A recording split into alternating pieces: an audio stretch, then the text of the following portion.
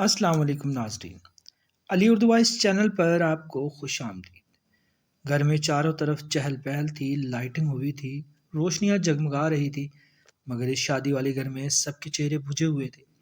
عجیب سا ماحول تھا اس گھر میں۔ شادی تو تھی مگر ایسا لگ رہا تھا جیسے کسی کو بھی شادی کی خوشی نہیں، کیونکہ یہ شادی خاندان سے باہر ہو رہی تھی اور یہ شادی میری پسند کی شادی تھی۔ میں بہت زیادہ خوش تھا، لیکن میرے ماں باپ رشتہ دار اس شادی سے بالکل خوش نہیں تھے۔ میں خاندان کا پہلا فرد تھا جو خاندان سے باہر شادی کر رہا تھا۔ اس سے پہلے نہ تو کسی لڑکے کی اور نہ ہی کسی لڑکی کی شادی خاندان سے باہر ہوئی تھی۔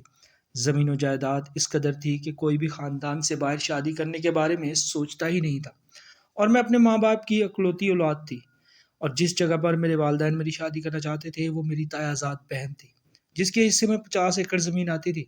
مگر اس شادی کی وجہ سے میرے ساتھ ہو جاتی تو 50 ایکڑ میری ذاتی اور 50 ایکڑ دلہن کی طرف سے مجھے ملنی تھی، کیونکہ وہ بھی اپنے ماں باپ کی اکلوتی بیٹی تھی۔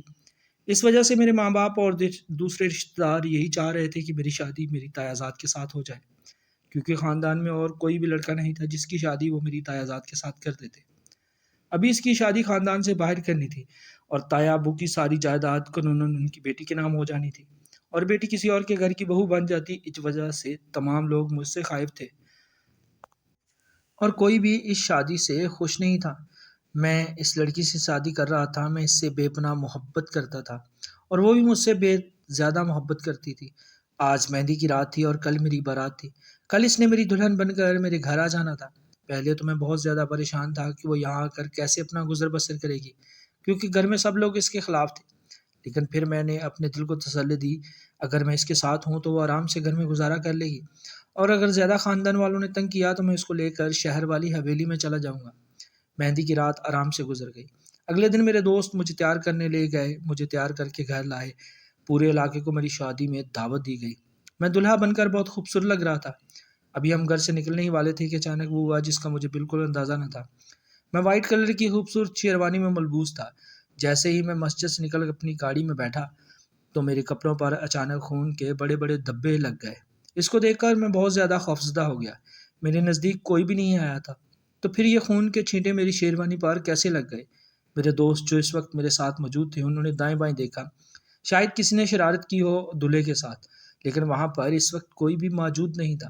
اس دوران مسجد کے امام صاحب باہر آئے اور میرے کپڑوں پر خون کے دھبے دیکھ کر آنکھیں بند کیے کچھ پڑھنے لگے، اور پھر آنکھیں کھول کر مجھے بتانے لگے کہ تمہارا اس شادی سے کوئی بہت زیادہ ناخوش ہے، وہ تمہاری شادی نہیں ہونے دینا چاہتا، لیکن تم ایک اللہ تعالیٰ اور نبی پاک صلی اللہ علیہ وسلم کی پسندیدہ کام کرنے جا رہے ہو، اس لیے اللہ پاک تمہاری حامی و ناصر ہے۔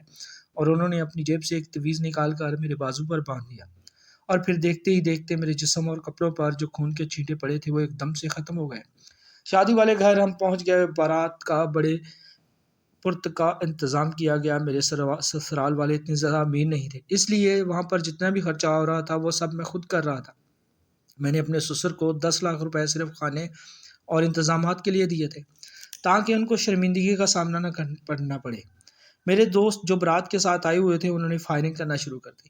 جیسے ہی ہم لوگ ان کے دروازے کے سامنے پہنچے، میرے دوست قاسم جو بہت ہی شرارتی طبیعت کا آدمی تھا، وہ ایک گھر کے سامنے بنے گٹر کے اوپر کھڑا ہو کر فائرنگ کرنے لگا۔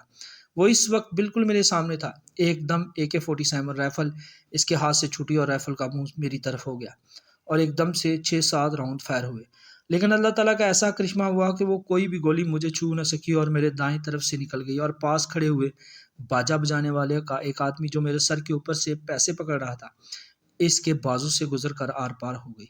اس وقت خوشی کا ماحول ماتم میں تبدیل ہو گیا۔ سب لوگ حیران تھے کہ ایک دم سے یہ کیا ہو گیا۔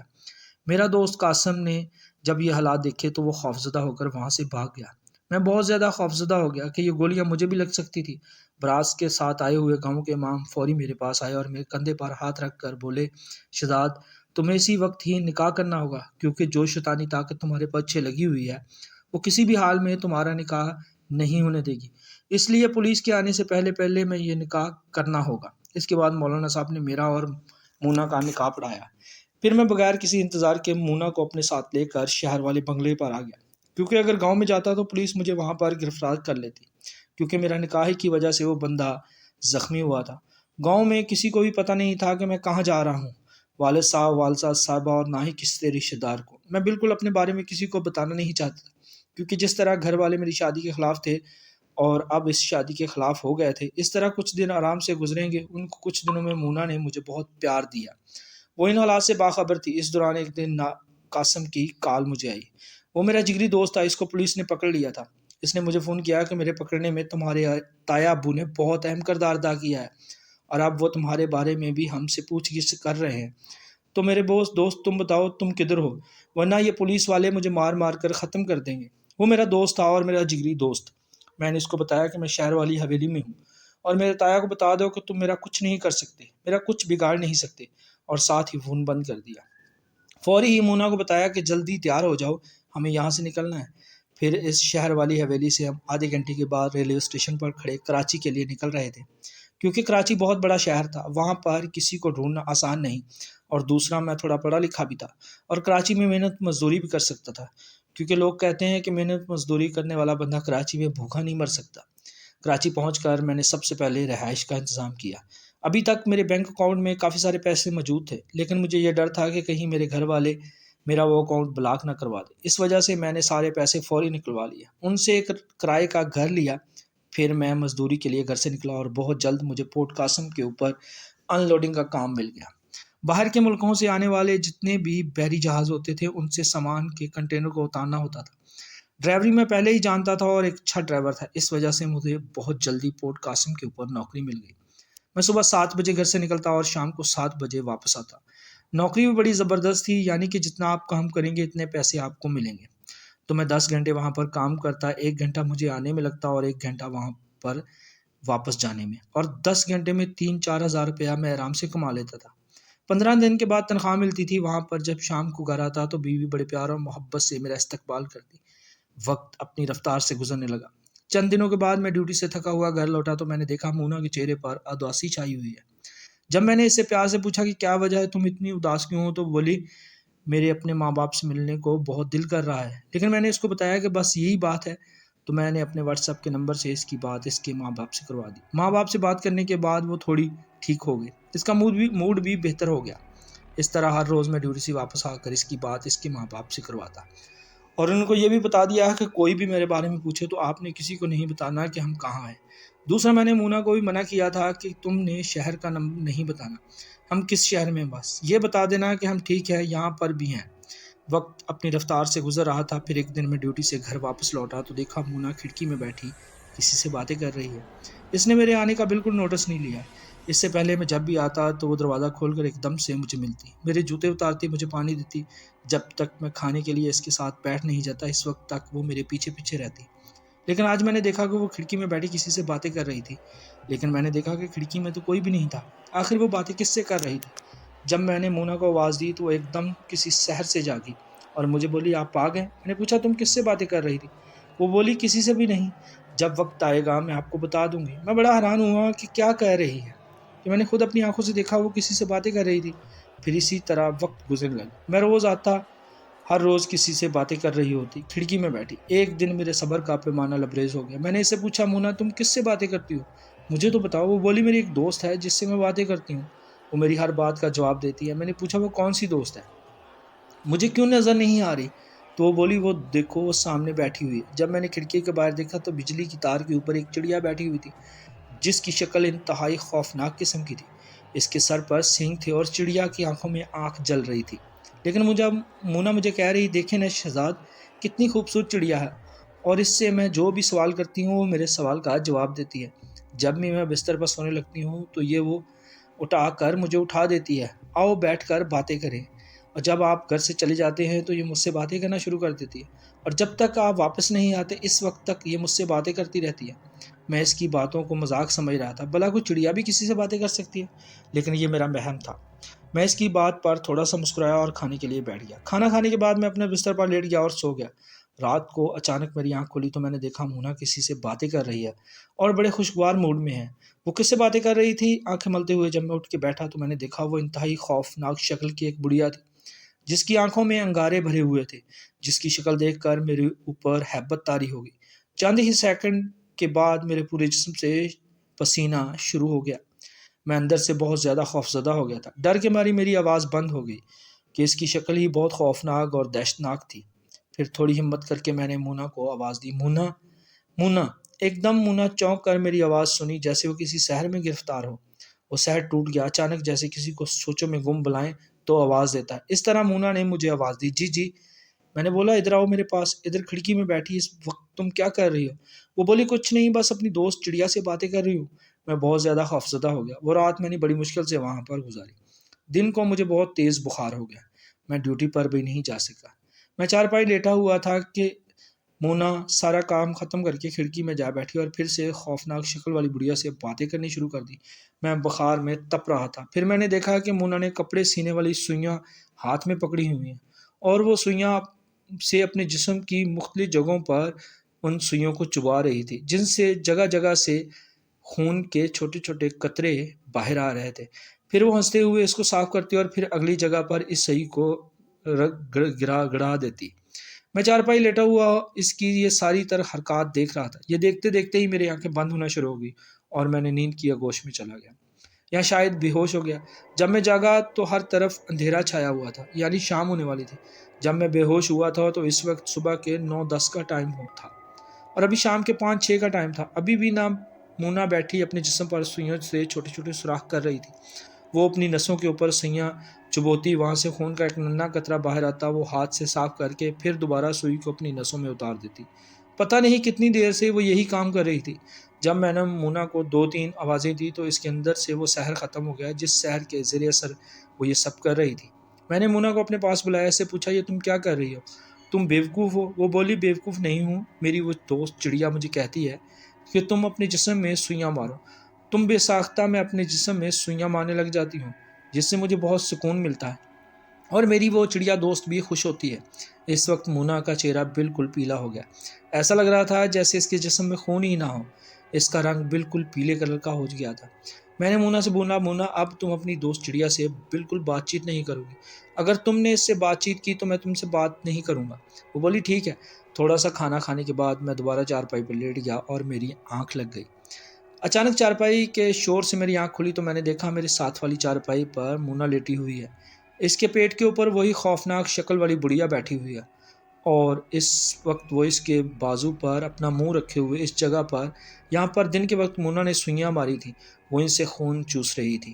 میں ایک دم سے ڈر کر اٹھ کر بیٹھ گیا اور اس بڑھیا کو جیسے ہی دھکا دینا چاہا تو میرے جسم کو انتہائی زور کا کرنٹ لگا، جیسے میں نے بجلی کی ننگی تاروں کو چھو لیا ہو، اور میرا ہاتھ دونوں جگہ سے جل گئے۔ ایک دم سے میری انگلیاں کالی ہونا شروع ہو گئی اور وہ بڑھیا ایک دم وہاں سے غائب ہو گئی۔ میں نے مونا کو آواز دے کر اٹھایا۔ مونا جب اٹھی تو اس میں اتنی ہمت نہیں تھی کہ اٹھ کر بیٹھ جاتی۔ اس کی آنکھوں کے نیچے سیاہ حلقے پڑ گئے تھے اور خون اس کے جسم سے ختم ہو گیا تھا۔ میں نے بڑی مشکل سے اپنے جلے ہوئے ہاتھوں سے اس کو اٹھا کر بٹھایا، پانی پلایا۔ اسی وقت ہی میں نے رات کے 2 بجے گاؤں کے امام صاحب کو فون کیا اور ان کو ساری صورتحال بتائی۔ انہوں نے مجھے 1 گھنٹہ بعد فون کرنے کا بتایا کیونکہ وہ اس وقت تہجد کی نماز ادا کرنے والے تھے۔ وہ 1 گھنٹے بعد بڑی مشکل سے گزارا۔ کمزوری مجھے بھی بہت زیادہ ہو گئی تھی۔ پھر تقریباً 1 گھنٹے کے بعد مولانا صاحب نے خود مجھے کال کی اور بتانے لگے، شہزاد، تمہاری بیوی کے اوپر کسی نے کالا جادو کیا ہے۔ وہ کالا جادو تب ختم ہوگا جب تمہاری بیوی کی موت ہو جائے گی، اور یہ صرف جادو کالا تمہاری بیوی کے اوپر کیا گیا ہے اور کرنے والا اس کو صرف موت دینا چاہتا ہے۔ اگر تم دونوں پر کیا ہوتا تو وہ تمہیں بھی نقصان پہنچاتی، لیکن وہ صرف تمہاری بیوی کا نقصان کر رہی ہے تاکہ تمہاری بیوی مر جائے اور اس کا فائدہ صرف تمہارے گھر والوں اور تایا کو ہو، کیونکہ وہ لوگ نہیں چاہتے کہ گھر کی جائیداد کہیں باہر جائے، اس لیے وہ تمہاری بیوی کو مروا دینا چاہتے ہیں تاکہ ان کے اوپر بھی کوئی بات نہ آئے اور تم لوٹ کر ان کے پاس آ جاؤ اور وہ تمہاری شادی پھر سے اپنی بیٹی کے ساتھ کر دیں۔ اس میں تمہارے تایا، تمہارے امی ابو اور تمہارے تایا کی بیٹی شامل ہے۔ اس کا ایک ہی حل ہے، یا پھر تم مونا کو چھوڑ دو یا پھر اس کی موت دیکھ لو۔ مولانا صاحب، میں نے اس کے ساتھ نکاح کیا ہے، میں نے اس کے ساتھ زندگی گزارنے کی قسم کھائی ہے، پھر میں اس کو کیسے چھوڑ دوں؟ اس کو کبھی نہیں چھوڑوں گا۔ اب مجھے اس کا حل بتائیں، یہ کالا جادو کیسے ختم ہوگا؟ برخودار، یہ کالا جادو تو تب ہی ختم ہو سکتا ہے جب یہ کرنے والا اس کو ختم کرنا چاہے، ورنہ یہ جادو کبھی بھی ختم نہیں ہوگا، اور یہ ختم تمہاری بیوی کی موت کے ساتھ ہی ہوگا۔ یہ بات کو سن کر میں نے مولانا صاحب کا فون کاٹ دیا اور آنسو بہانے شروع کر دیے۔ مجھے روتا دیکھ کر مونا بڑے عجیب سے انداز میں میری طرف دیکھ رہی تھی، جیسے اس کو کوئی فکر ہی نہ ہو۔ میں نے اس دن اپنا سامان وہاں سے سمیٹا اور لاہور کے لیے ٹرین پکڑی۔ ٹرین پر بیٹھ گیا۔ مونا میرے ساتھ تھی اور وہ اب بھی بہت زیادہ کمزور تھی۔ ایسا لگ رہا تھا جیسے وہ صدیوں کی بیمار ہو۔ میں نے بہت سارے دربار، درگاہوں، پیروں فقیروں، عاملوں کے پاس اس کا علاج کروایا۔ جو کچھ بھی زندگی کی جمع پونجی تھی وہ میں نے تمام خرچ کر دی، لیکن میں اس کو بچا نہ پایا۔ ایک دن اکیلا چھوڑ کر مجھے اس دنیا سے چلی گئی۔ اس کی موت میرے لیے بہت بڑا صدمہ تھا۔ مونا کی موت کے بعد میں نے دنیا سے اپنا ناطا توڑ لیا اور دربار درگاہوں پر دھکے کھانے لگا۔ 2 2 مہینے 3 3 مہینے ایک ہی جگہ پر بیٹھا رہتا۔ کوئی فقیر سمجھ کر مجھے کچھ دے دیتا، کچھ کھانا دے دیتا، کچھ پیسے دے دیتا۔ بھنگ چرس پینی شروع کر دی اور فقیروں ملنگوں والا حلیہ اپنا لیا۔ میں اپنی ذہنی توازن بھی کھو چکا تھا اور دنیا کو بھی چھوڑنے کے لیے ہر وقت تیار رہتا تھا۔ میں 10 10 گھنٹے کھانا نہیں کھاتا تھا۔ اگر کوئی دے دیتا تو کھا لیتا، نہ دیتا تو نہ کھاتا۔ پھر ایک دن داتا دربار پر اپنا ذہنی توازن بھی کھو چکا تھا اور دنیا کو چھوڑنے کے لیے بھی ہر وقت تیار رہتا تھا۔ میں 10 10 دن کھانا نہیں کھاتا تھا۔ اگر کوئی دے دیتا تو کھا لیتا، نہ دیتا تو نہ کھاتا۔ پھر ایک دن داتا دربار پر مجھے گاؤں کے مولانا صاحب ملے۔ مجھے دیکھتے ہی میرے پاس آ گئے اور بولے، شہزاد تم نے کیا حالت کر لی ہے اپنی، کس راہ پر چل پڑے ہو تم؟ میں نے ان سے بولا، مولانا صاحب مونا کے بعد زندگی نہیں گزارنی، لیکن خودکش نہیں کر سکتا کیونکہ خودکشی حرام ہے۔ بس اس وجود کو لے کر جو دن باقی ہیں ان کو پورا کر رہا ہوں۔ وہ بولے، ٹھیک ہے، اگر اس وجود کو لے کر چلنا ہی ہے تو کچھ ایسا کر جاؤ کہ مونا کی روح کو سکون ملے۔ پھر وہ مجھے ایک حمام پر لے گئے۔ وہاں سے میرے بال کٹوائے، مجھے نہلایا دھلایا، نئے کپڑے لے کر دیے اور بولے، بس 5 وقت کی نماز پڑھو، قرآن پاک پڑھو، اللہ کے ناموں کا وظیفہ کرو اور داتا دربار پر آئے ہوئے لوگوں کی خدمت کرو، داتا دربار کے خدمت گار بن جاؤ۔ اور اس کے بعد وہ وہاں سے چلے گیا اور آج اس بات کو 20 سال گزر گئے ہیں۔ میں داتا دربار پر ہی ہوں۔ داتا دربار پر کھانے کو لنگر مل جاتا ہے، یہی کافی ہے۔ رات کو یہیں کسی کونے میں سو جاتا ہوں، اللہ کی عبادت کرتا ہوں اور صبح سے لے کر شام تک دادا دربار پر جھاڑو دیتا ہوں۔ اب بس یہی میری ڈیوٹی ہے اور جب تک میری آخری سانس ہے میں یہ ڈیوٹی کرتا رہوں گا۔ اور میرے تایا، میری ماں، میرے والد صاحب اور میری چچا زاد بہن جنہوں نے یہ جادو میرے اوپر کیا تھا، ان کو بس دعا ہی دے سکتا ہوں اور کچھ نہیں کہہ سکتا ہوں۔ ناظرین، اس طرح کی مزید کہانیاں سننے کے لیے چینل کو سبسکرائب کریں، بیل آئیکن کو پریس کریں تاکہ ہر نئی آنے والی کہانی کا نوٹیفیکیشن بر وقت آپ کو ملتا رہے۔ کہانی اچھی لگی ہو